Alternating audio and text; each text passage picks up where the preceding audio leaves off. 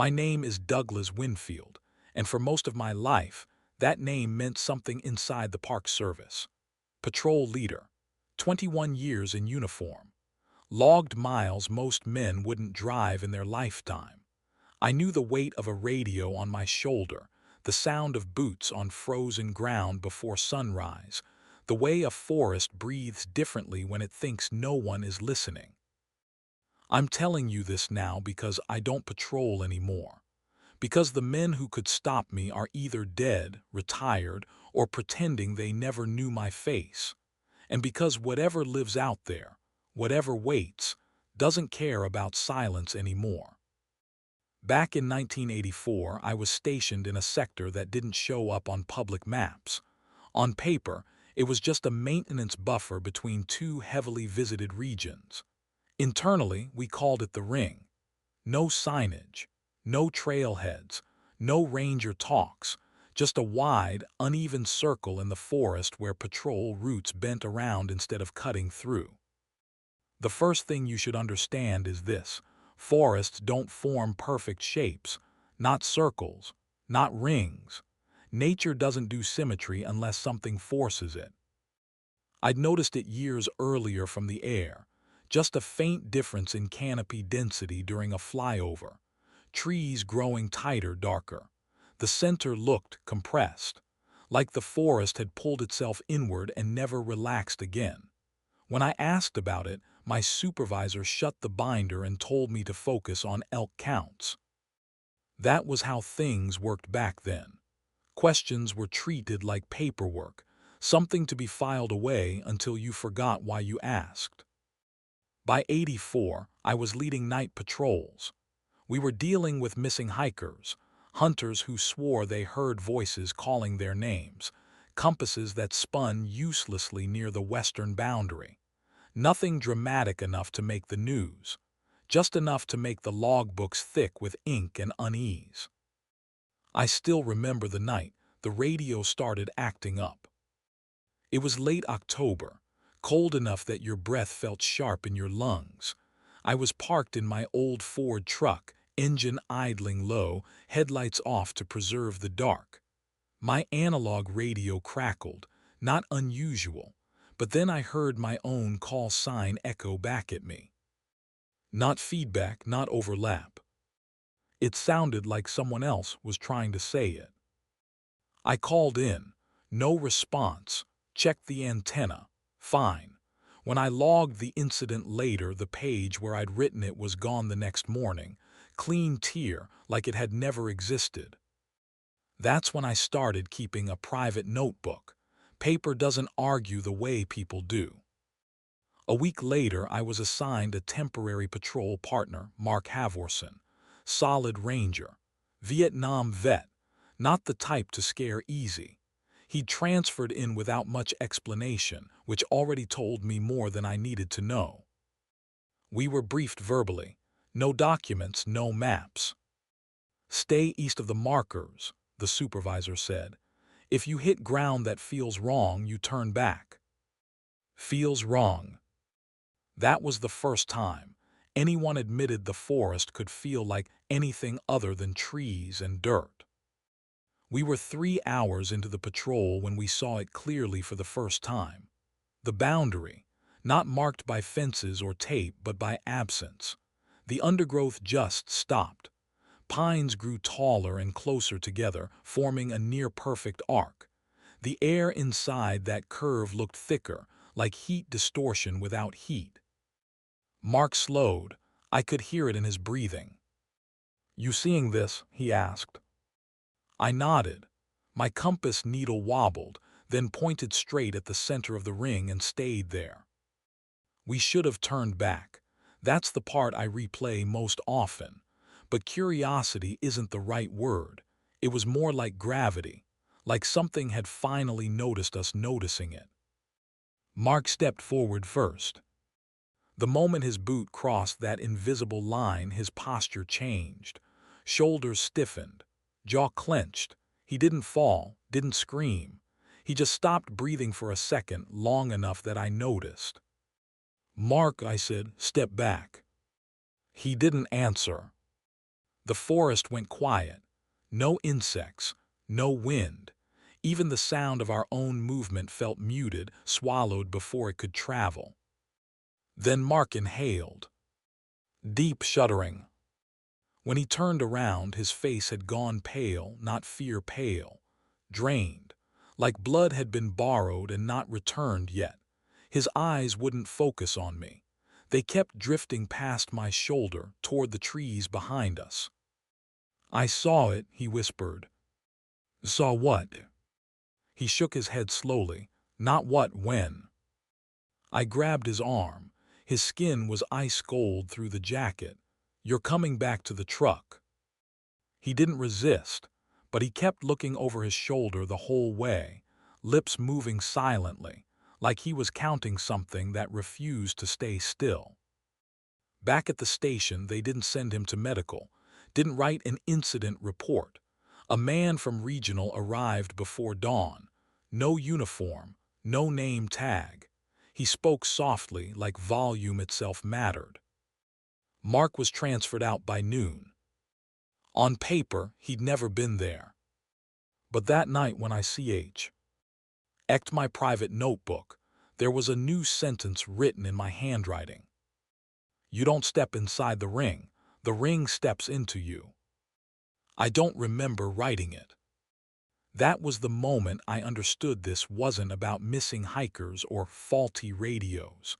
It was about containment, about something that had learned where it was allowed to exist and where it was. And it knew we were watching. After Mark was gone, the station felt hollow.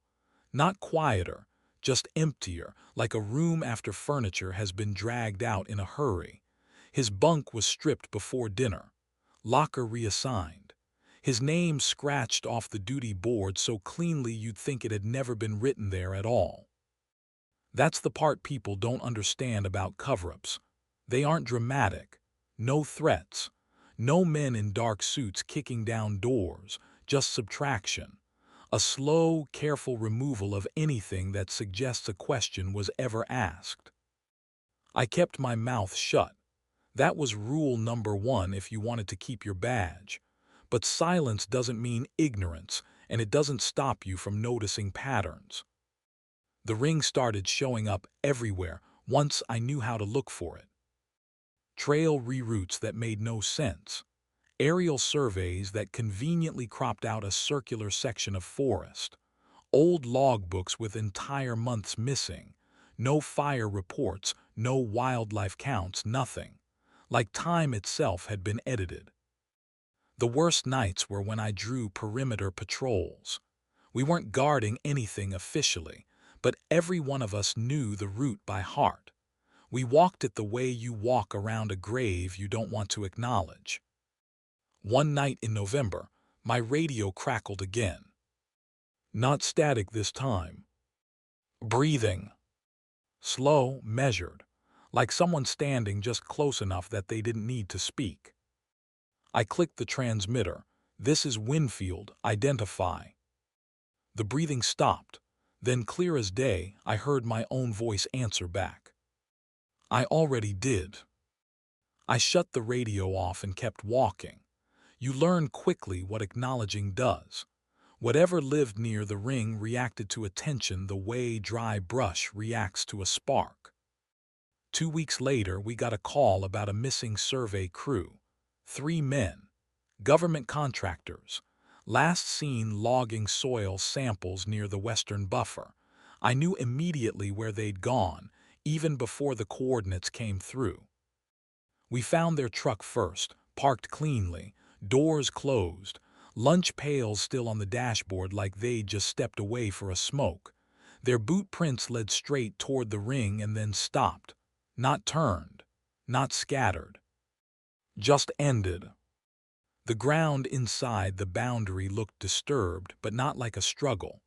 More like something had passed through it without leaving a shape behind. The soil was warm to the touch, even in the cold. We called it in, and were told to stand down. "Recovery is not authorized," came the response, flat, final. That was the night I broke protocol, and stepped closer than I ever had before.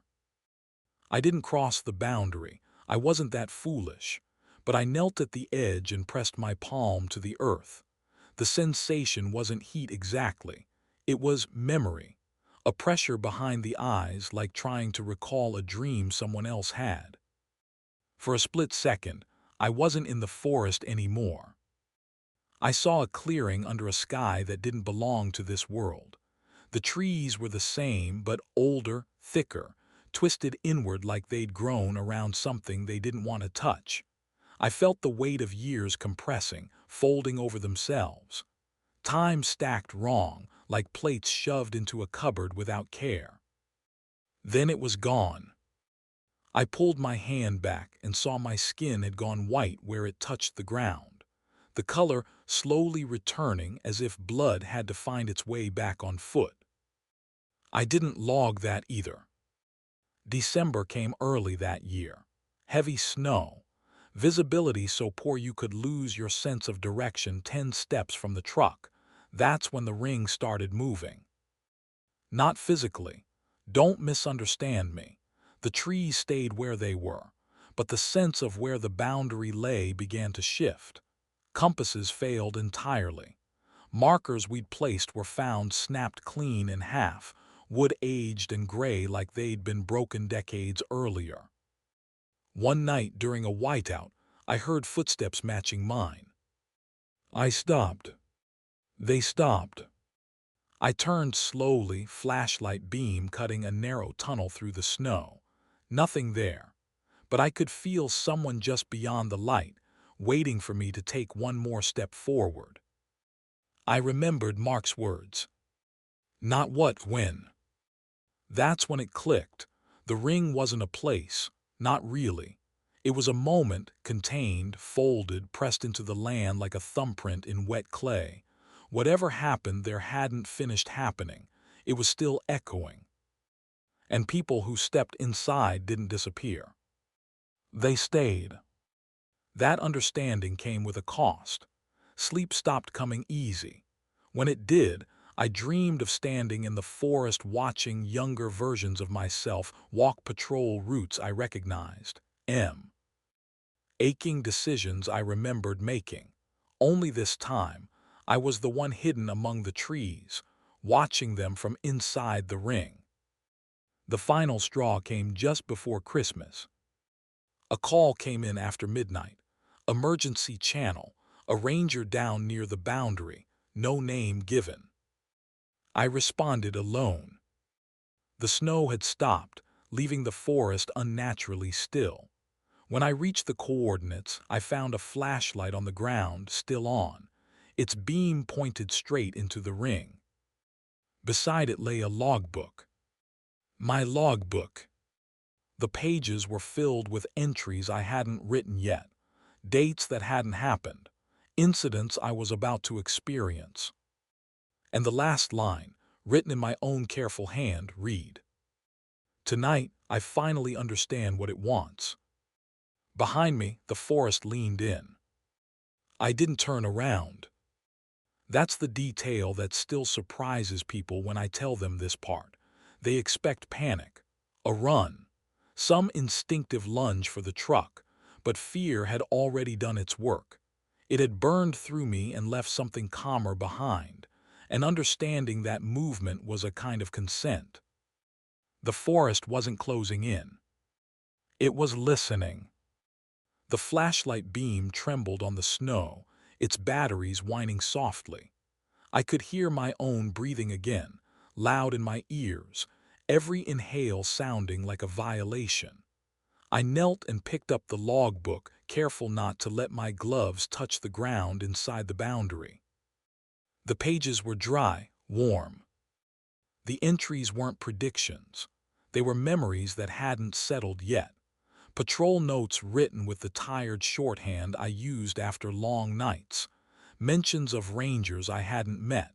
Incidents that hadn't occurred, but would if I kept walking the routes I'd always walked. That's when I understood what the ring wanted. Not sacrifice, not worship. Witness. The ring wasn't consuming people. It was recording them, folding them into itself the way sediment layers build over time. Every person who stepped inside became another imprint, another reference point anchoring that impossible moment to our world. That's why Mark had gone pale. That's why the survey crew vanished without signs of struggle. They hadn't been taken, they'd been kept. A wind moved through the trees then, but it didn't touch me. The branches swayed inward, all pointing toward the same center like iron filings answering a magnet. For a heartbeat, I could see through the darkness, not with my eyes but with something deeper. I saw Mark, not as he was when he left but as he'd been years earlier, laughing, alive, standing at the edge of the ring, watching me with an expression that wasn't fear or relief. It was patience. I realized then that the ring wasn't expanding because it couldn't. It was waiting for permission. I spoke without meaning to. I won't. The word fell into the snow and vanished. The forest responded, not with sound but with pressure. A tightening behind my eyes, images flickering too fast to settle, fires that never spread, search parties that turned back just in time, rangers who felt a sudden, unexplainable dread and chose a different trail. Me. Over and over again. The ring had shaped policy, instinct, gut feelings passed down as experience. It had learned how to survive by teaching us how to avoid it. And now, standing there with my own future written in my hand, it was asking if I would finally step inside and complete the record. I don't know how long I stood there. Minutes, hours, time didn't behave properly near the boundary. Eventually the pressure eased, the trees relaxed, the forest exhaled. I placed the logbook back on the ground and took 3 steps backward. The moment my heel broke the snow outside the ring, the flashlight went out. The batteries died all at once, as if on command. When I checked the logbook later, my real one, the pages were blank where that night should have been. No entry, no mention, just an absence shaped exactly like the truth. I retired early. No ceremony, no commendations, just a handshake and a form letter thanking me for my years of service. I moved far from the forest, but distance didn't matter. The ring didn't follow me. It didn't need to. For decades, I told myself the silence was a kind of protection, that by not speaking, I was keeping people safe. But the older I get, the more I understand that silence was part of the agreement. The ring still exists. Of that I'm certain.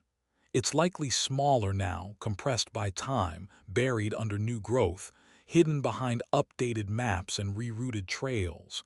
But it remembers every step ever taken near it. And it remembers me. I'm telling this now because the rules have changed. Rangers rotate faster. Digital maps overwrite instinct. People trust instruments more than feelings.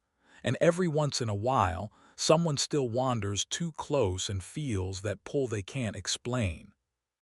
If you ever find yourself in a forest that feels too symmetrical, if the air seems heavier in one perfect curve, if your compass points somewhere it shows ardent and refuses to move, turn back. Not because something will chase you, but because something will let you step inside. And once it knows you're willing to be remembered, it never forgets. That's my confession. I was a patrol leader in 1984, and I spent my career walking the long way around a moment that refuses to end.